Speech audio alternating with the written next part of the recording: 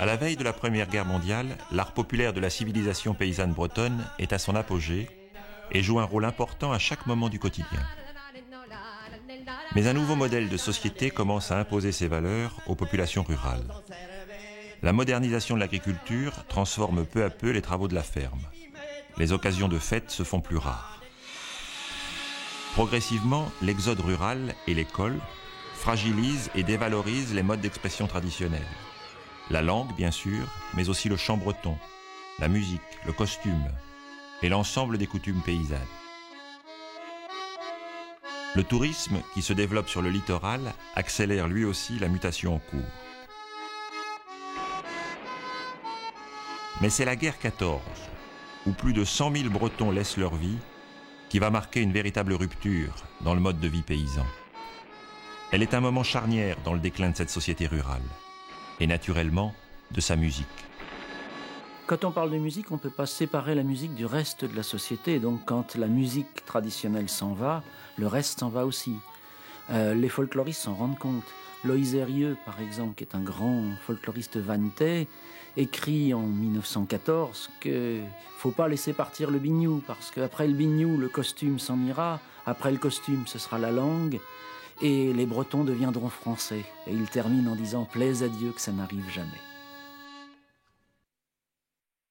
Et mon père vend des petits beignets assis sous la douzaine. Et mon père vend des petits beignets assis sous la douzaine. Et ça rapporte des gros sous. Et mon père vend des petits beignets. Et ça rapporte des gros sous. Et mon père vend des petits beignets. Et il vend des chapeaux ronds assis sous la douzaine. Et il vend des chapeaux ronds assis sous la douzaine. Et ça rapporte du pognon. Et mon père vend des chapeaux ronds. Et ça rapporte du pognon. Et mon père vend des chapeaux ronds. Et puis des 10 de Botrel assis sous la douzaine.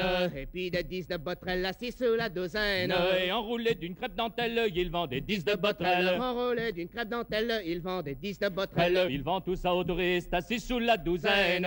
Il vend tout ça aux touristes assis sous la douzaine. Et comme ils n'ont pas le choix, ben ils achètent n'importe quoi. Et comme ils n'ont pas le choix, ils achètent n'importe quoi. I got the blues.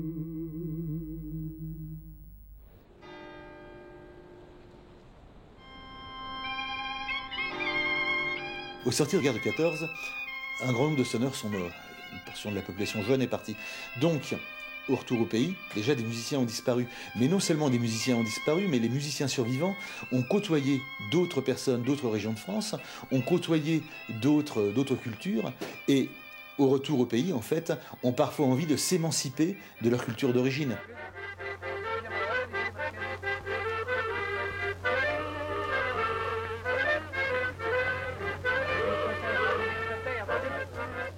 Les nouveaux instruments qui apparaissaient étaient essentiellement l'accordéon et les instruments du jazz band. Ça s'appelle de noms exotico-américains, je sais pas moi, Pimpolic Jazz, Novelties Jazz.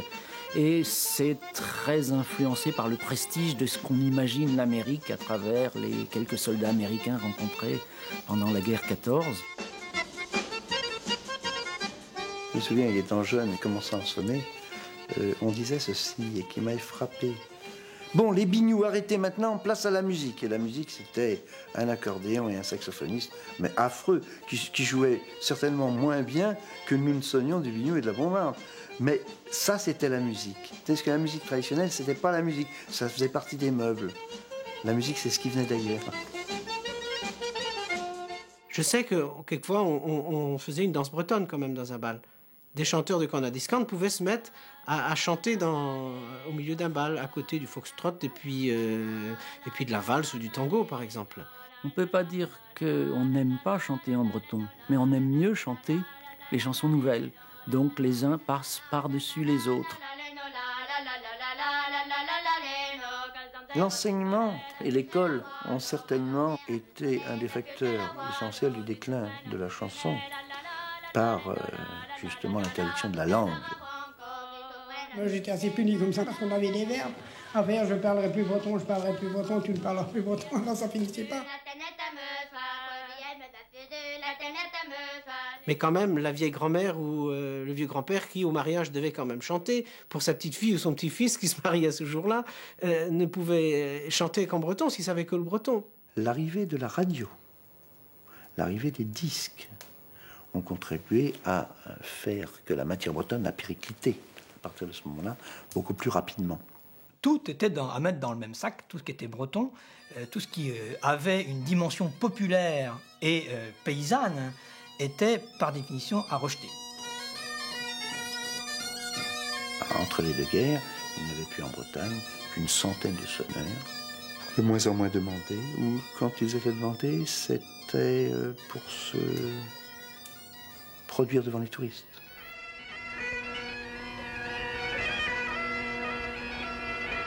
Parallèlement au déclin de cette culture populaire, un nouveau courant va tenter dès la fin du XIXe siècle de maintenir les traditions mais en les faisant vivre en dehors du peuple qui les perpétuait. Dans les villes, les notables invitent les sonneurs à participer aux concours et aux grandes fêtes populaires qu'ils organisent.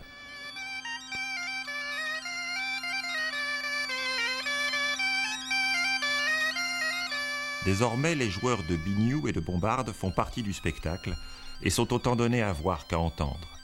Ce ne sont plus eux, comme autrefois, qui maîtrisent la fête.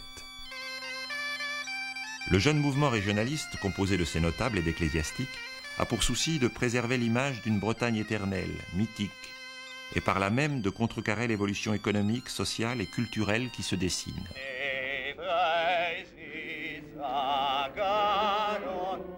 C'est l'époque où on parle de la vieille Bretagne, du vieux pays de nos aïeux, et où se met en place tout un mythe celtomane, et qui va s'exalter durant tout le XIXe siècle à un point tel, c'est qu'il donnera naissance, au-delà du régionalisme, au séparatisme, à l'autonomisme et au nationalisme.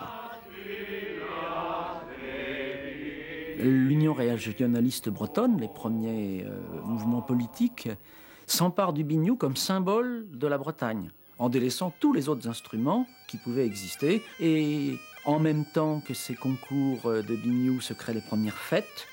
La plus importante, c'est la fête des Fleurs d'Ajon en 1905 à Pont-Aven avec Botrel. Les grandes fêtes, c'est aussi la fête des Reines de Cornouailles de Quimper.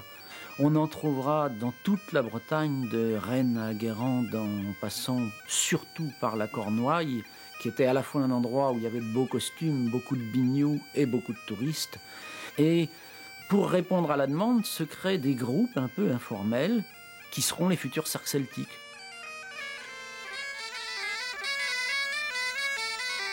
Pour les citadins, le joueur de biniou devient alors une figure pittoresque, incarnant une culture rurale qui lui est pourtant de plus en plus étrangère.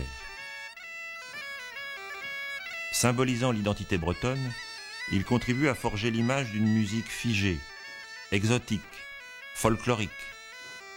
L'ancien patrimoine collectif est devenu un objet de consommation. C'est à ce moment-là qu'on a parlé des biniouseries, alors même que ce terme aurait dû être précisément, si un travail d'évolution et de valorisation avait pu être mené tel que nous l'entendons aujourd'hui, eh ben, on aurait dû être quelque chose de positif. Il serait malséant, à mon avis, de cracher sur ce folklore, entre guillemets, qui a permis quand même de reprendre conscience et de savoir qui nous étions et où nous allions.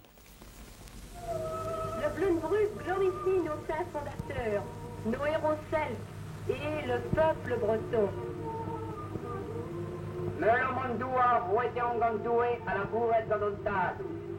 Glorifions notre terre bretonne, donnée par Dieu et façonnée par nos aïeux.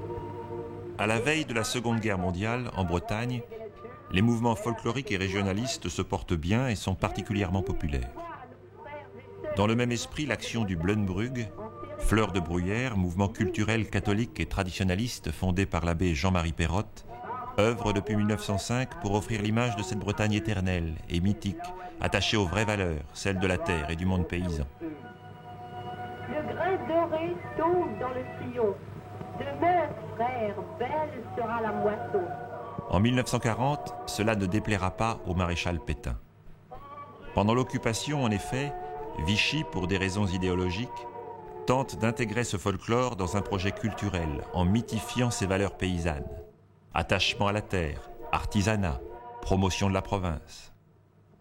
Aussi encourage-t-il vivement l'essor des groupes folkloriques qui s'étaient constitués dans l'entre-deux-guerres en milieu urbain. Une fête folklorique bretonne se déroule à Paris, dans la cour de l'hôpital Laennec, à l'occasion du tricentenaire de la consécration de la chapelle.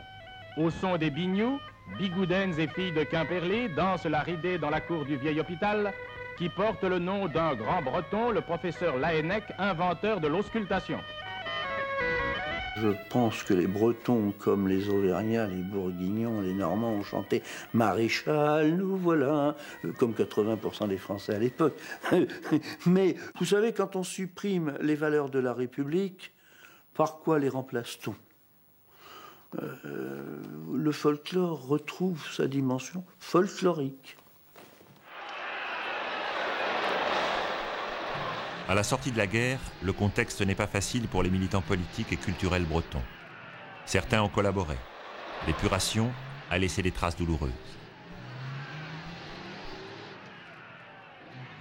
Ça a fait beaucoup de tort à la musique bretonne et tout ce qui était biniou, tout ce qui était breton était considéré comme Brézatao et puis tout ce qui était Brézatao c'était collaborateur, c'était suspect. C'est ça qu'on nous balançait tout le temps. On oublie les 75%, ou je ne sais pas combien de pourcents de pétinistes il y avait aussi à l'époque. Ça, on fait abstraction de ça. Du moment que quelqu'un parlait breton, portait un chapeau breton, jouait du biniou, il avait tous les vices de la création, il avait tout fait. Bon, j'ai eu le non-lieu pour la cour de justice. C'est déjà ça, je risquais plus de me faire flinguer, parce qu'on en a flingué beaucoup qui n'avaient rien fait de plus que moi, ou peut-être encore moins que moi. Les discussions que j'ai pu avoir avec un juge d'instruction, c'était vraiment à se la prendre et à se la mordre, hein, parce que il me dit, enfin, qui se ressemble, ça semble. Mais moi, je ne vais pas aller renier des gens que j'ai fréquentés dans l'Institut celtique, même des gens dans le Parti national breton, où je me suis trouvé 9 mois membre actif du Parti national breton. C'est vrai que j'ai vendu leur bretonne. Et alors, c'est pas un crime ? Tout ça ne nous a pas aidés. Et il va falloir revenir de loin et rendre aux Bretons quelque chose qui avait été accaparé à des fins discutables. Et on va rendre aux Bretons notamment leur musique. Notre pays, sauvé par le travail de ses paysans et de ses ouvriers, montrera au monde son vrai visage, le visage de l'espérance. Sème, paysans, la moisson sera bonne. Nous sommes en 1945 et Tanguy Prigent, le ministre de l'Agriculture, exhorte les paysans bretons à retrousser leurs manches. C'est le temps de la reconstruction. Pour la musique bretonne, c'est aussi le temps de la reconstruction et du renouveau. Car à la veille de la guerre, le vieux couple Biniou-Bombarde n'avait plus vraiment la cote, à l'inverse de la grande cornemuse des Highlands. À la fin des années 40, cette cornemuse écossaise est intronisée bretonne et baptisée Biniou Braz, Grand Biniou, ou Biniou Névé, Biniou Nouveau. Elle relègue le Biniou des ancêtres au rang des antiquités. Celui-ci est désormais appelé Biniou Bihan, Petit Biniou, ou Biniou Cause, Vieux Biniou.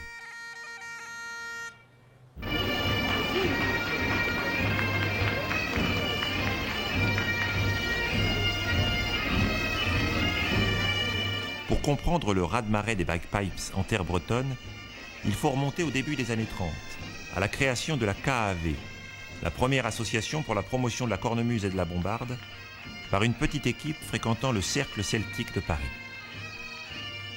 Le 23 mai 1943 à Rennes, Polygue Monjaret et des amis créent la BAS, l'Assemblée des sonneurs de Bretagne.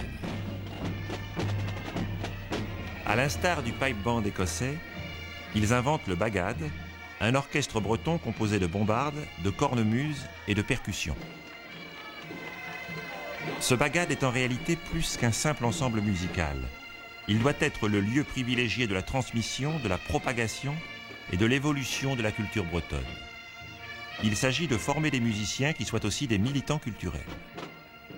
Le bagad veut être une école de fierté bretonne. Le biniou cause, c'était le repli sur soi et la personne est obligée de se rapetisser pour en jouer, quoi. Les gens étaient habitués à avoir honte d'être breton, on ne devrait plus avoir honte d'être breton. Le fait de se mettre à jouer de la cornemuse, biniou braz, en étant plus droit, etc., on reprend aussi de la fierté. l'apport de cette cornemuse, c'est un combat contre l'envahisseur français, c'est évident à mon sens, quoi. Et le biniou, la bombarde, bon, ça va bien, c'est pour les danseries paysannes et tout, mais un instrument un petit peu sérieux du type cornemuse pour emmener les troupes au combat, c'est quand même un peu mieux. Le petit biniou, ça fait paysan. Allez, employons les termes paysans. C'est le petit biniou, ça fait paysan. La cornemuse écossaise fait martial. Ah, le mot est lâché, martial, le dieu de la guerre. Bon, mais quelle guerre? On en sortait de la guerre.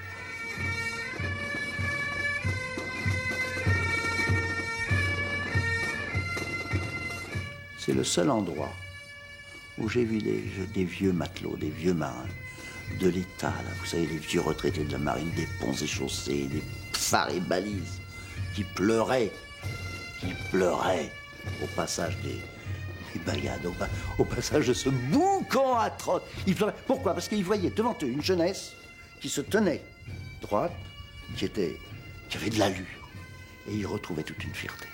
Être fier d'être breton, c'était de porter un costume propre, et non pas être habillé en cochon, et ne pas se saouler la figure pour rien, et être un digne représentant de la Bretagne. C'était ça pour moi, être fier d'être breton. Je me souviens, moi, des premiers sonneurs de la BAS qui étaient très fiers en 1951 de présenter au festival de Cornouailles, qui était à l'époque Fête de Cornouailles, de présenter pour la première fois un guenadu.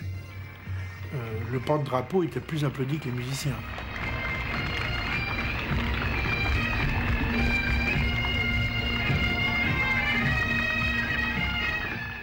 Il y a eu ce phénomène inattendu qu'a joué l'adoption de la cornemuse. Aujourd'hui, la Bretagne est unie par la cornemuse en grande partie.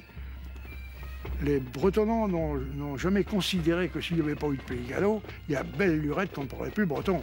C'est eux qui ont fait le tampon entre les envahisseurs et les empoisonneurs et les Bretonnants. À la différence du mouvement folklorique de l'entre-deux-guerres, les bagadous veulent désormais interpréter une musique purement bretonne, collectée auprès des anciens mais soigneusement triée, purifiée, codifiée par le censeur musical Jeff Le Penven. Le rôle de censeur de Jeff, c'était d'exclure ce qui n'était pas breton, vraiment purement breton, et toujours avec ceci dans le crâne, quand un air étranger est interprété, il prend la place d'un air breton. Et il jetait tout ce qui était donc douteux. Alors, il rejetait ça, mais il chiffonnait et jetait au papier. Quand il avait tourné le dos, moi, je reprenais mes affaires et je les gardais quand même. Je n'avais pas passé 5-6 heures à noter une partition, qu'en 3 secondes, il jetait. Je lui ai représenté beaucoup de ces airs qu'il avait rejetés, et là, ou bien il ne s'en souvenait pas de les avoir rejetés, en tout cas, il les acceptait. C'est ça qui est bizarre de sa part. Enfin, je ne lui ai jamais parlé, bien sûr, il aurait été vexé.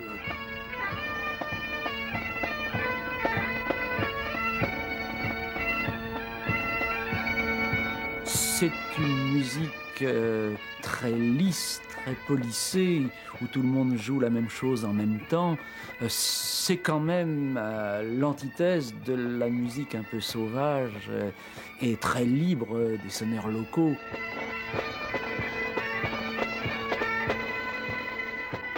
On a fait des concours pour les couples. Et les derniers anciens sont venus se frotter aux jeunes nouveaux. Et je verrai encore Auguste Alain de Banalec, mécontent d'un résultat de concours à Quimper, en train de donner des coups de pied dans le mur de la cathédrale, dans le granit, mur de granit de la cathédrale, et sonner l'Internationale. C'était sa manière de protester. En moins de 10 ans, les fondateurs de la BAS ont gagné leur pari. On peut à nouveau entendre du biniou et de la bombarde. Partout naissent des bagadous. La réussite est fantastique. Bientôt, des manifestations comme les fêtes de Cornouailles à Quimper parviennent à rassembler près de 100 000 spectateurs, venus admirer 3 à 4 000 danseurs, chanteurs et musiciens. Le triomphe des sonneurs réunit plus de 1000 joueurs de biniou et de bombarde. À Brest, en 1953, naît le Festival des Cornemuses, qui deviendra en 1971 le Festival interceltique de l'Orient. En 1957, c'est le championnat de Bretagne des sonneurs de couple qui est créé à Gourin. Je crois qu'aujourd'hui, on ne parlerait pas de musique bretonne s'il n'y avait pas eu la BAS. Si ces gens-là n'avaient pas fait ça, on n'existerait pas. Le bagad, moi, ça a été quand même une grande partie de ma formation. Hein. Là, c'était un truc génial, parce que là, c'est des milliers de jeunes qui, tout d'un coup, sont emmenés, je dirais pas embrigadés, mais emmenés dans la musique et de la culture bretonne. Et donc, c'est quelque chose de fantastique. On est en présence d'un phénomène révolutionnaire, avec ses bons côtés et ses mauvais côtés. Mais il a procédé de manière beaucoup trop puissante à une élimination des caractères forts et identitaires de notre musique qui se traduisait par le chant et la musique de couple, Biniou-Montbard, qui a eu du mal à relever la tête et qui a dû s'organiser pour résister en fait, à cette vague de fond révolutionnaire qui allait tout écraser sur son passage.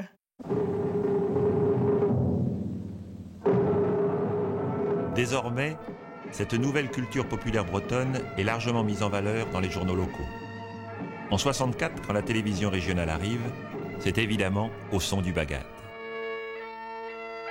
Quant à la cornemuse, on la retrouve dans son premier Poisson d'avril.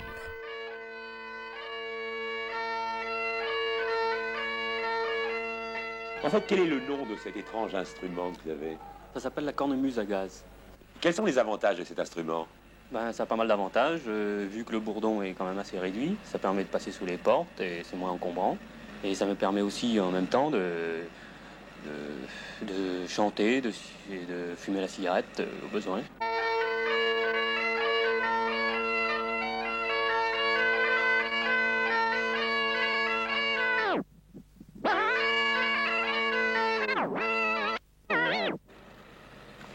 Qu'est-ce qui se passe? J'ai plus de gaz, c'est la panne, je suis obligé d'aller rechanger mes bouteilles. Ken voisker, deis matter. Da gentaol unali, lakin marplich au bouton télé var an eil schaden, ars que denu aves kals braver.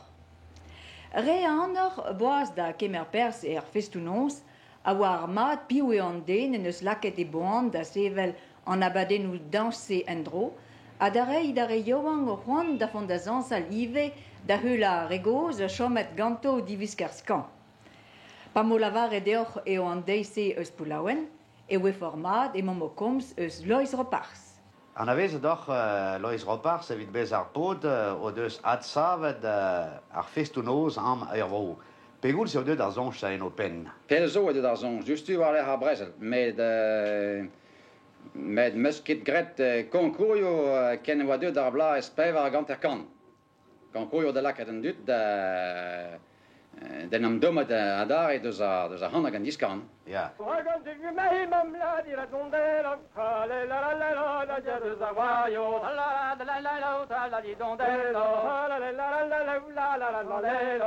Pour la musique bretonne, l'autre fait marquant des années 50-60, c'est l'essor des festounos. Cet essor apporte une nouvelle dimension à l'élan revivaliste de l'après-guerre.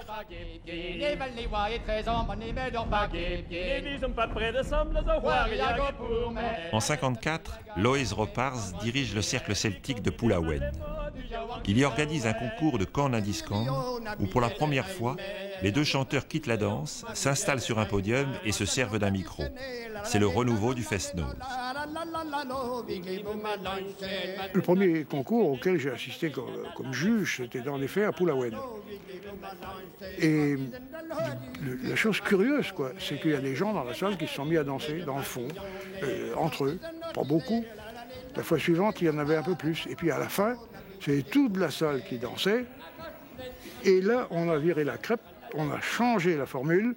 Au lieu de rentrer et de payer pour rentrer écouter un concours de la discande, on rentrait pour danser.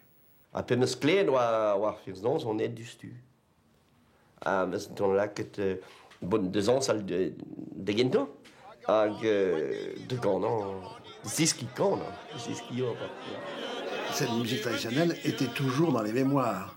Et il a suffi d'aller chercher, comme ça a été le cas pour le cornet discand, des gens qui en avaient déjà la connaissance profonde pour remettre en scène cette musique.